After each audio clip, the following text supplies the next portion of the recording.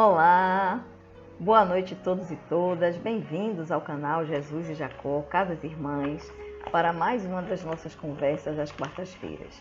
Durante o mês de agosto, mês em que homenageamos a nossa mentora do Estrela de Jacó II, Constança Medeiros, nós continuaremos trabalhando o amor do livro Garimpo de Amor da nossa fantástica Joana de Ângeles, e hoje teremos a graça de ter a nossa querida irmã Rosana falando sobre amor e ressentimento.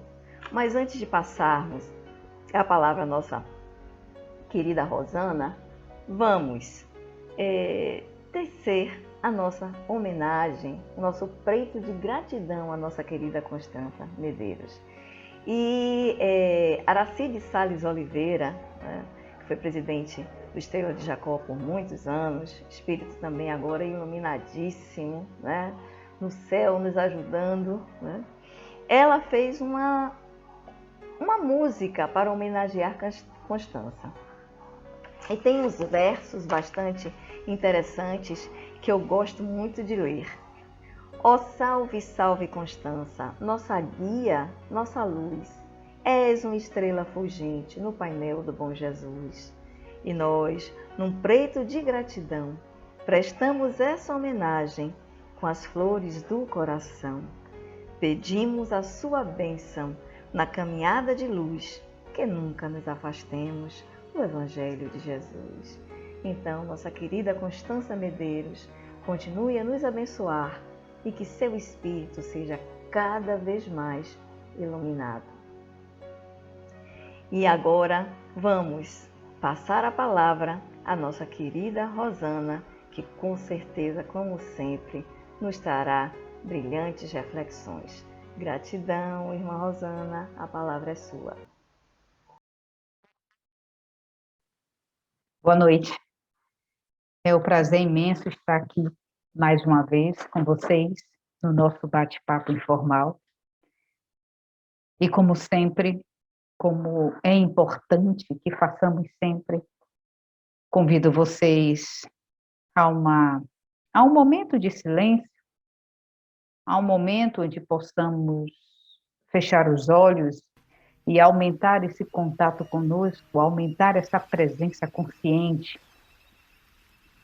Então, vamos nos acomodar um pouco mais, vamos organizar, vamos arrumar o nosso corpo no assento, no sofá, na cadeira. Vamos sentir os nossos pés acomodados, tocando o chão, nos dando mais firmeza, mais presença. E, ao mesmo tempo, vamos soltando um pouco mais os ombros, vamos descontraindo o semblante,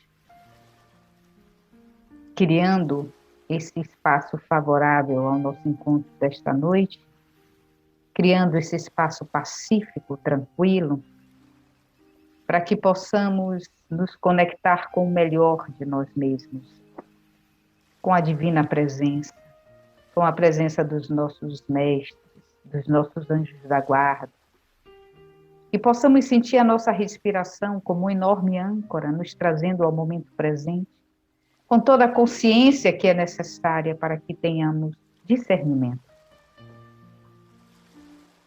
E assim, vamos desfrutando do fluxo da nossa respiração, com suavidade, com muita suavidade.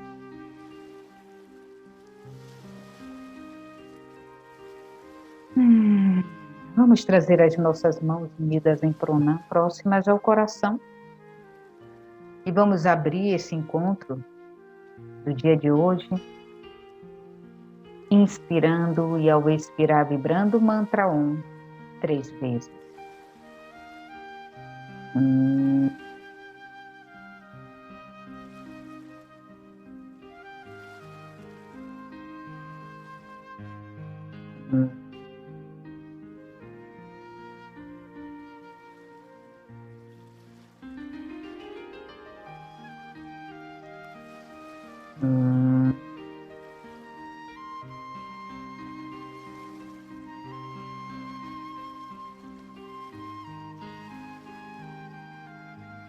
Podemos descer as mãos bem devagarzinho, deixando ainda o Om reverberar em nós. acalmando um pouco mais a nossa mente, ao tempo em que vai relaxando as fibras musculares e nos trazendo um maior conforto, maior acomodação. E aí então podemos abrir nossos olhos devagarzinho, devagarzinho. Muito bem. Hoje eu tenho uma tarefa desafiadora. Não é uma tarefa fácil. Não é uma tarefa simples. Hoje nós vamos falar sobre um texto do livro, uma mensagem do livro Garimpo de Amor, que foi escrito por Divaldo Franco, psicografada pela querida Joana de Ângeles. Eu já disse tudo. É uma mensagem desafiadora, porque nossa querida Joana, ela é muito profunda, e é um texto que a gente precisa ler algumas vezes para entender a profundidade do que ela está dizendo. O tema hoje é Amor e Ressentimento, do livro Garimpo de Amor. Amor e ressentimento.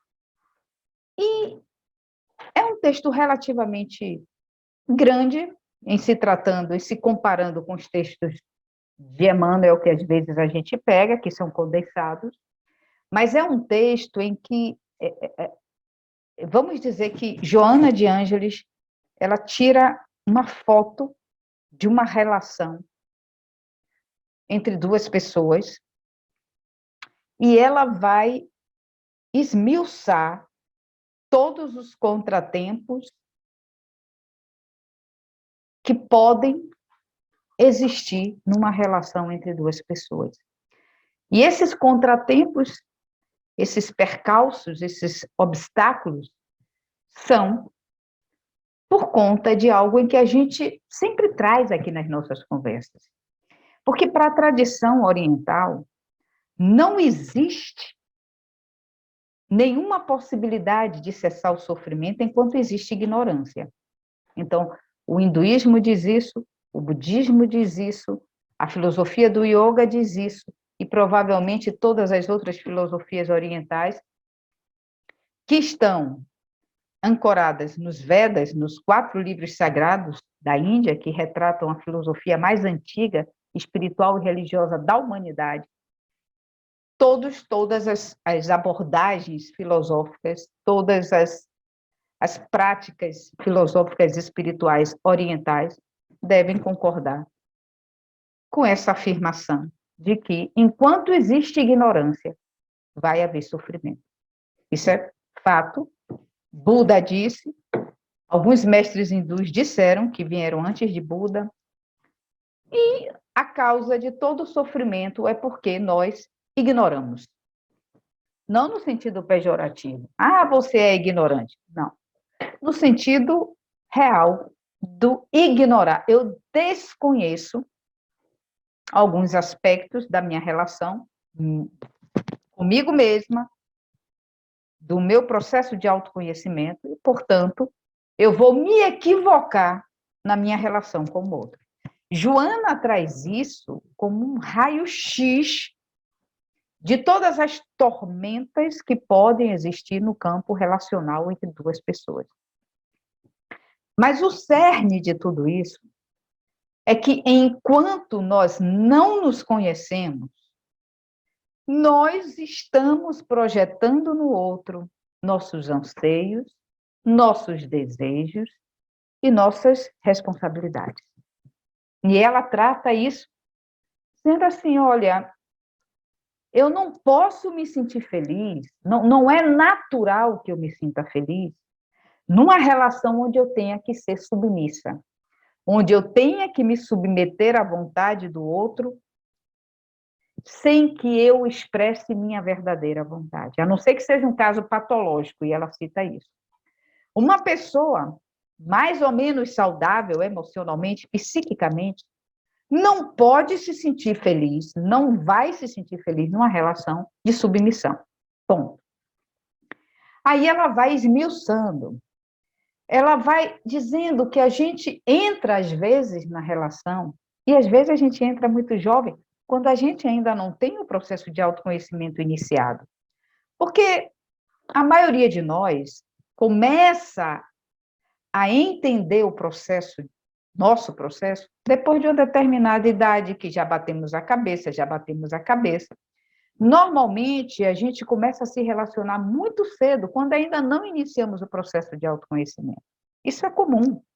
E aí a gente vai entrar nessa relação projetando fantasias, fantasias que fazem parte da nossa sociedade, do nosso contexto cultural. Eu preciso casar, preciso me casar e constituir família, eu quero ter uma relação assim.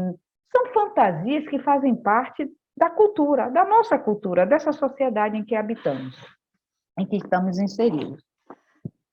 E muitas vezes a gente se inicia uma relação antes de iniciar o nosso processo de autoconhecimento. E começamos, então, a achar que o outro é a razão do nosso viver, do nosso pulsar.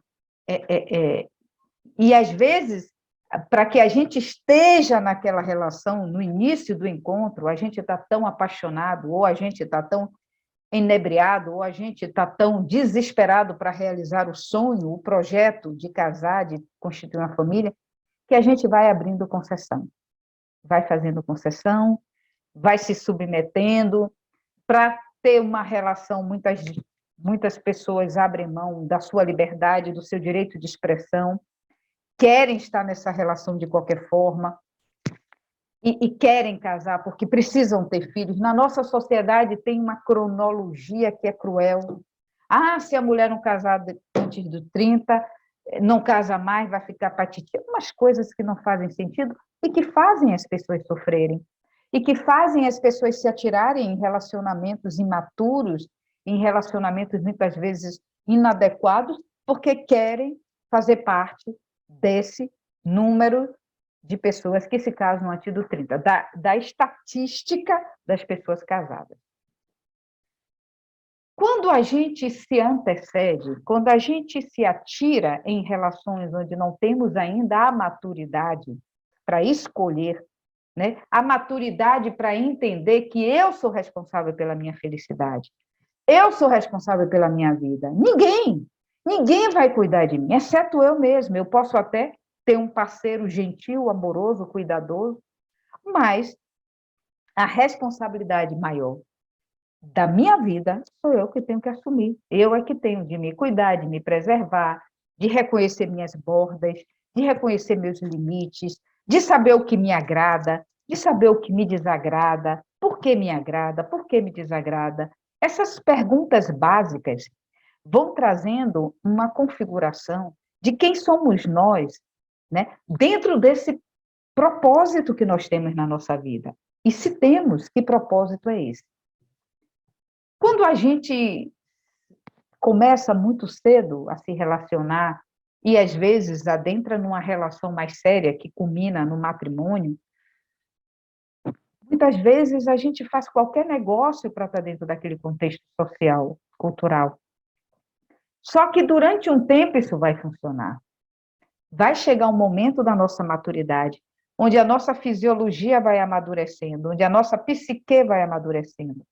E onde a gente começa a não sentir mais feliz dentro daquela formatação que até ontem parecia que nos agradava. Isso é muito normal aos 30, 35 anos. A gente começa a se questionar, né? Não sei se essa realmente é a relação que eu queria ter. Ah, eu pensei que fulano fosse cuidar melhor da família. Ah, eu pensei que eu tinha um companheiro, mas eu não tenho. Ah, eu não sou feliz porque ele não é feliz. Ah, eu não sou feliz porque ele não me faz feliz. E começam indagações acerca de uma relação que começou há tempos atrás, quando ainda sequer sabíamos quem éramos nós e o que nós gostaríamos de ter, o que de fato nós estamos procurando. Bom, baseado na ideia de que sofrimento é fruto de ignorância, e a única coisa que pode cessar o sofrimento é quando a gente cessa a ignorância, é o autoconhecimento, eu preciso fazer essa jornada. Todos nós estamos na jornada do autoconhecimento. A gente queira ou não, a gente aceite ou não, nós estamos em processo evolutivo. Eu não tenho nenhuma dúvida disso.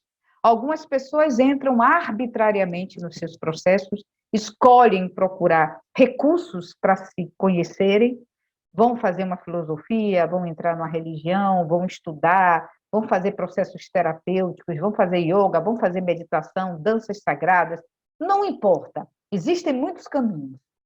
Algumas pessoas arbitrariamente sentem necessidade de buscar um desses caminhos para se conhecer melhor. Eu vou me conhecer melhor.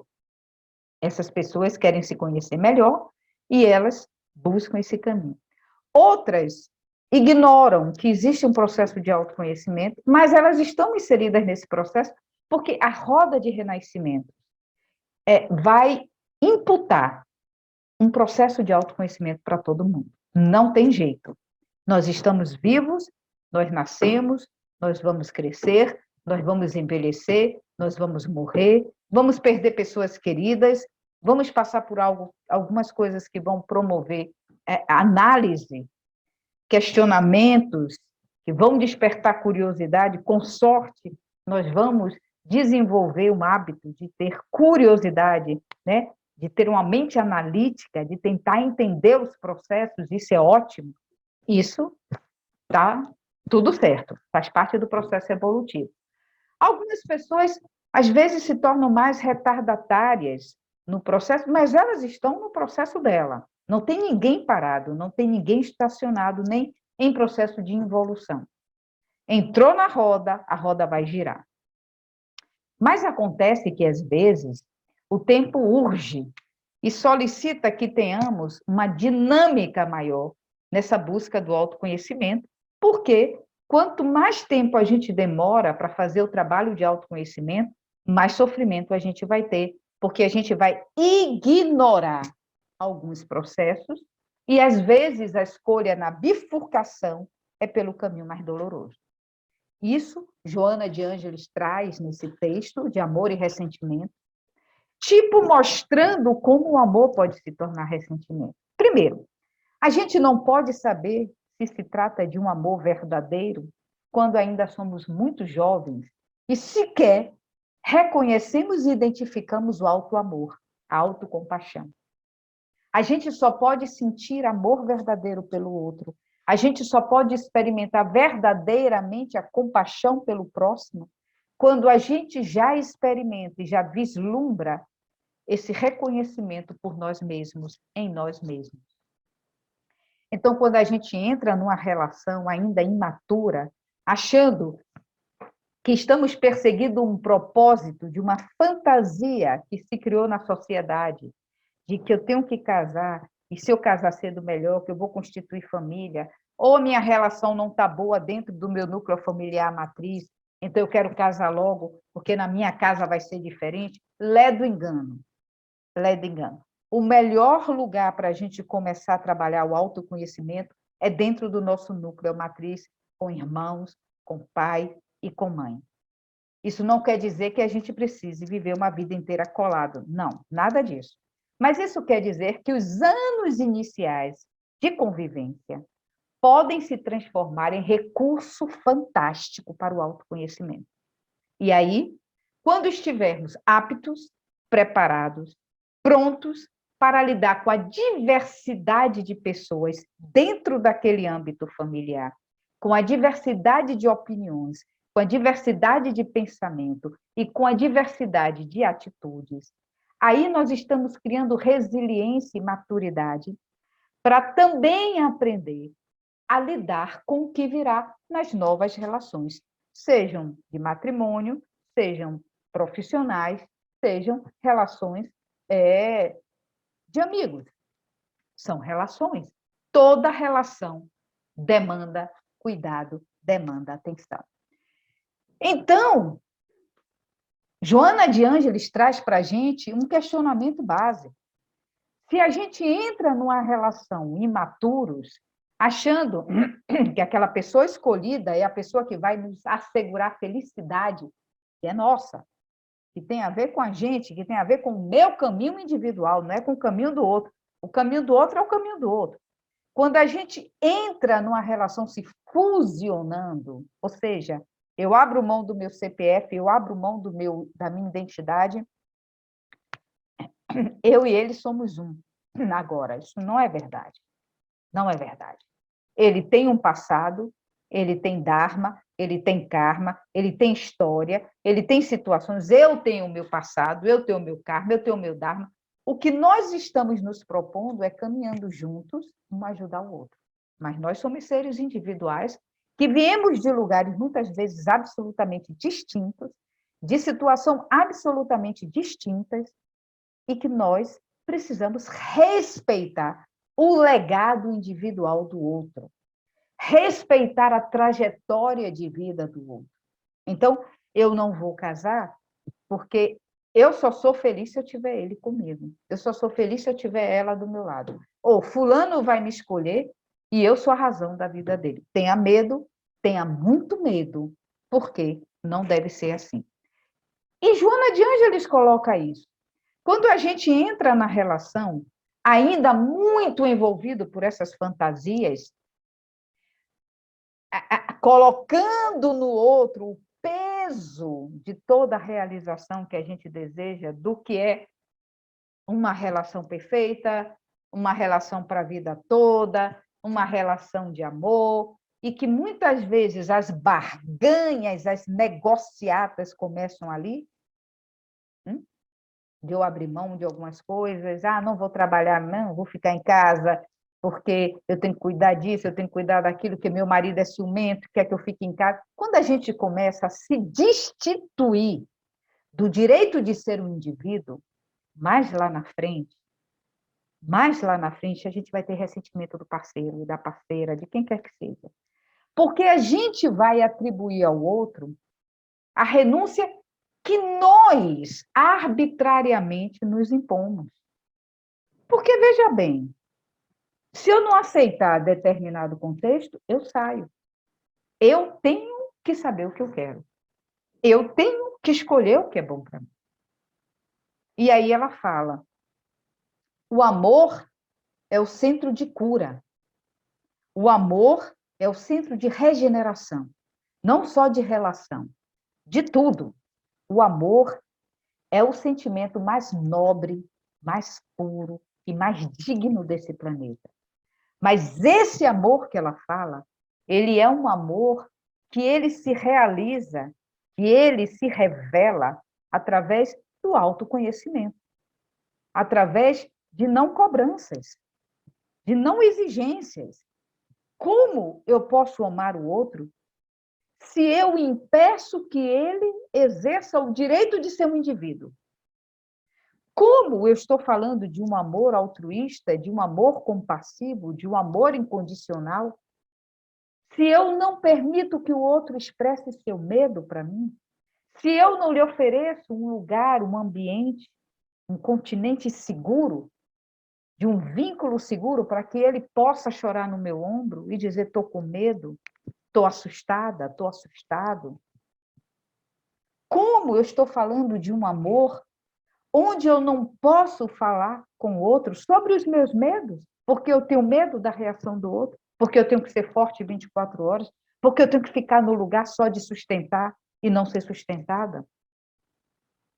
Como eu posso me sentir no lugar seguro e acolhedor se eu não sou quem eu sou, porque eu criei uma imagem e eu preciso sustentar essa imagem a relação inteira? Por isso, muitas relações, depois de um determinado momento, elas se rompem e o amor inicial, o que se diz amor inicial, passa a ser ressentimento, mágoa, raiva, e muitas vezes culmina em atitudes violentas. Porque o amor verdadeiro, ele vem seguido de uma maturidade espiritual, de uma maturidade psíquica, de uma maturidade emocional. E essa maturidade, é claro que tem uma cronologia. Dificilmente você vai conseguir que um menino, uma menina de 16, de 18, de 20, de 23 anos, de 25, tenha essa maturidade. Esse jovem não vai ter. Ele não viveu o suficiente para entender que ele ele é um complexo fechado. Ele é um sistema. inteligente. Ele tem uma individualidade que precisa ser honrada, que precisa ser respeitada, da mesma forma que ele vai honrar e respeitar a individualidade do parceiro, da parceira. Então, a gente vive relações de muito tumulto. E muitas vezes essas relações se arrastam, porque quando ninguém faz um processo de autoconhecimento, essas relações se arrastam, culminando numa velhice onde é quase um castigo estar convivendo com o outro. E, infelizmente, nós temos alguns exemplos de casais que se suportam para não dividir o bem material, mas que, se pudessem, nem se olhavam mais nos olhos. Isso é muito triste, porque isso é enfermo, isso é desnecessário.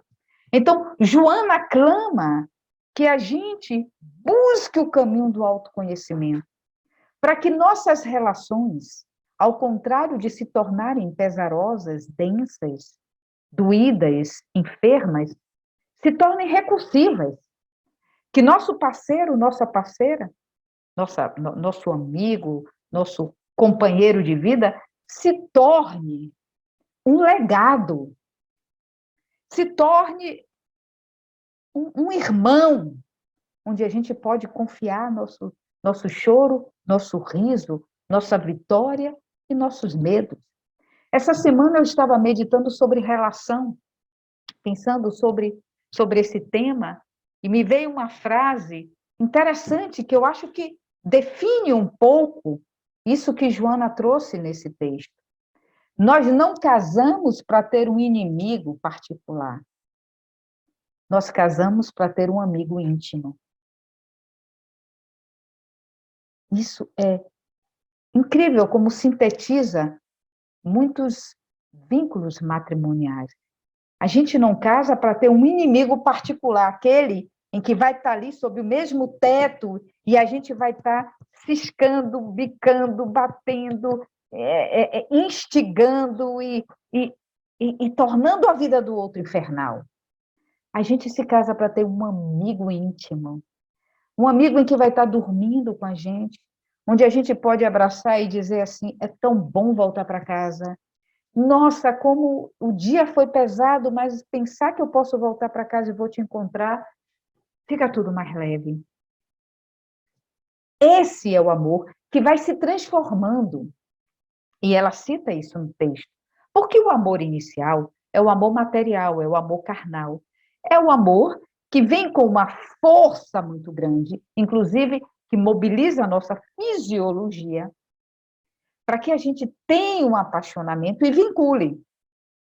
Só que, se a gente não faz o trabalho do refinamento desse contato inicial, se a gente não vai amadurecendo esse amor, se a gente não vai entendendo o limite do outro, respeitando a individualidade do outro e aumentando os laços de consideração e de fraternidade com o nosso parceiro, com a nossa parceira, aquele ímpeto inicial, aquela paixão inicial, aquele amor inicial, não se sustenta. Porque há uma fisiologia da paixão. E eu já falei isso em algumas conversas, que dura mais ou menos 2 anos, onde toda a fisiologia se mobiliza, porque há uma necessidade de procriação para que haja perpetuação da espécie. Ponto. Na fisiologia, isso tem uma explicação. Você vai se vincular, você vai constituir família e a espécie vai se perpetuar. Mas todo esse fluxo de hormônio, todo esse movimento, esse rio químico que corre na gente nos primeiros anos de convivência, ele vai cessar. E ele vai ser substituído por rios de sutis. Já não são tantos hormônios, mas são sentimentos de respeito, de honrar o outro, de tentar ter um olhar compassivo. Mas isso é um trabalho para ser feito a 2, não é só um, não. Só um fazer esse trabalho de conversão é muito difícil. É muito difícil. Então, é preciso que haja essa comunhão de intenção. nossa relação, nossas relações, elas vão se transformando no decorrer dos anos. E aquilo que era quente, que era aquele apaixonamento, vai se tornando uma contemplação, uma admiração, um respeito, um cuidado, uma autopreservação e uma preservação com relação ao outro. Mas, sobretudo, isso é lindo quando ele é feito no caminho dos dois. É mão dupla, não é mão única. Então, você cuida e você se sente cuidada. Você ama e você se sente amada. Você zela e você se sente zelada. Você preserva e você se sente preservada pelo outro. É lindo encontrar um casal que conseguiu realizar essa alquimia. É divino. É uma visão do paraíso, porque normalmente são felizes, normalmente são saudáveis, mesmo que sejam velhinhos, mesmo que tenham até algumas enfermidades, existe um nível de saúde na relação, que é uma saúde energética, que é alimentada, movida, nutrida pelo afeto mútuo, pelo respeito dos dois. E Joana fala isso lindamente. Nós precisamos cuidar. Ah, mas eu casei cedo, e agora? Ok, vamos fazer uma grande transformação. Vamos olhar para o outro e entender que o outro não vai se tornar o que nós desejamos. Porque nós desejamos lá na frente, lá no início, porque nós não paramos para ver de fato quem era. Porque talvez se a gente visse sem a fantasia, a gente nem se apaixonasse, nem quisesse estar. Mas a gente estava tão mobilizada pela ideia, pela determinação de que eu preciso estar dentro de um contexto social, dentro de um contexto cultural. E tem prazo, e eu preciso casar. Gente, eu atendo muitas jovens com essa agonia, porque tem prazo. E aí criam apaixonamentos, porque precisam viver a fantasia no seu âmbito total. Mas na convivência, estão exaustas. Não conhece seu parceiro, porque não se conhece. Porque não se conhece. Então, esse texto de Joana de Ângeles, Amor e Ressentimento, é lindo, porque o amor não precisa findar em ressentimento, muito pelo contrário. O amor, quando ele amadurece, quando ele é maturado no calor do respeito, no calor do autoconhecimento, no calor do entendimento de que o outro é um indivíduo, a outra é um indivíduo, precisa ser respeitada nas suas peculiaridades. Precisa ser respeitada porque veio de um núcleo familiar diferente do meu. Teve experiências diferentes das minhas. Claro que não pode ser igual a mim. Não é para ser, não vai ser. Mas tem tanto para ensinar com a sua diversidade de opinião, com a sua diversidade de reação, com a sua diversidade de intenção. Nós precisamos nos conhecer verdadeiramente, profundamente, para que a partir disso, então, tenhamos competência para conhecer o outro, para respeitar o outro a partir do autorrespeito. Esse é um processo, isso é processual. E Joana traz nessa mensagem essa reflexão. Aceitar o outro como é. Não que isso me obrigue a estar com, mas tentar fazer uma conversão de um amor ainda egoísta, de um amor altruísta, num amor que perdoa, num amor que reconhece a dificuldade do outro, mas também reconhece o esforço em fazer diferente. E no amor que reconhece também sua própria dificuldade em amar, sem às vezes tentar controlar e tentar se corrigir, para que a vida seja mais leve a dois, a partir do momento em que se torna mais leve com cada indivíduo. Se eu estou bem comigo individualmente, eu não posso estar mal com o outro, porque eu vou estar me associando, eu vou estar buscando pessoas, situações com energia similar. Então, qual é a minha energia? Quais são os meus propósitos? E Joana deixa isso claro. É uma mensagem que devemos ler algumas vezes e devemos refletir sobre a natureza das nossas relações conosco, em primeiro plano, e com o outro. O outro se configura o mais próximo e todos os outros que vêm nessa escala relacional. E aqui eu peço que possamos de novo fechar os nossos olhos, acalmar os nossos corações,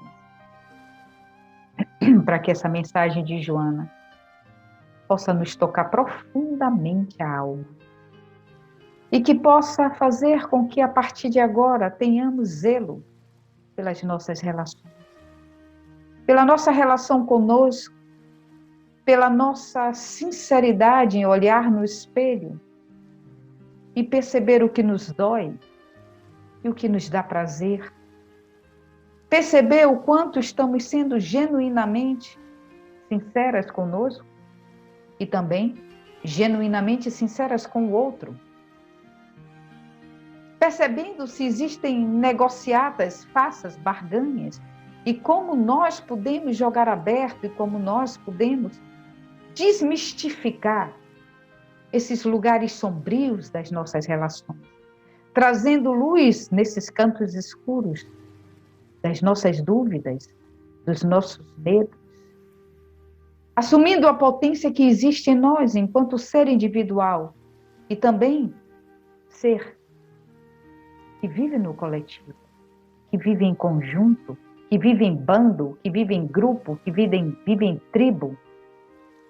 Porque nós estamos conectados uns aos outros e precisamos respeitar a natureza de cada um, sobretudo a nossa natureza. E assim que tenhamos paz, alegria, satisfação, felicidade e prosperidade nos nossos corações e mentes, para que derrame em direção às nossas relações e que tenhamos relações pacíficas, não passivas, pacíficas, onde nós possamos nos revelar nas melhores cores da nossa aquarela e que possamos permitir que o outro se sinta à vontade de nos apresentar suas melhores cores dessa linda aquarela que é a natureza humana. E vamos trazer as nossas mãos unidas em pranam, próximas ao coração. Vamos inspirar agradecendo ao nosso querido Mestre Jesus pelo nosso encontro dessa noite. Agradecendo a todos os mestres e amigos espirituais que nos ancoram e que estão a todo momento nos auxiliando. A esse grupo maravilhoso. Agradecendo a todos os médiuns que trabalham, agradecendo a todos que participam e formam essa enorme egrégora. Que Deus abençoe a cada um. E que Deus nos abençoe com muita paz no coração, com muita serenidade na mente, com muito discernimento e com muita esperança em dias melhores que certamente virão. Namastê, namastê, namastê. E tenham todos uma linda noite e até o nosso próximo encontro com fé em Deus. Até lá. Ó lúcida constância nas horas de aflição, vem encher de esperanças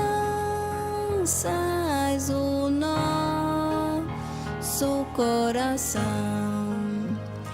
Quando em torno de nós pressentires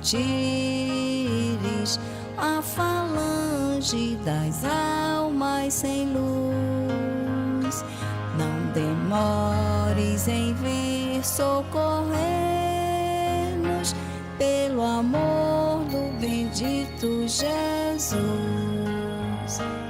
Vem surgir no horizonte, ó astro encantador, e sobre a nossa fronte derrama o teu fulgor. Quando em torno de nós pressentires a falange das almas sem luz, não demores em vir socorrer-nos pelo amor do bendito Jesus. Aclara os transviados, almas que sobre o pó cairão fatigados, ó estrela de Jacó. Quando em torno de nós pressentires a falange das almas sem luz, não demores em vir socorrer-nos pelo amor do bendito Jesus. A tua luz radiosa nos há de conduzir à estância gloriosa da vida no porvir.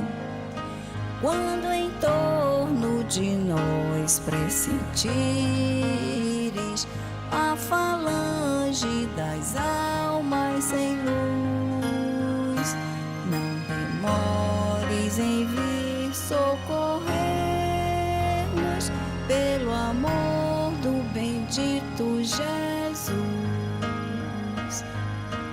Ali felizes seremos, e então cheios de amor, teu nome bendiremos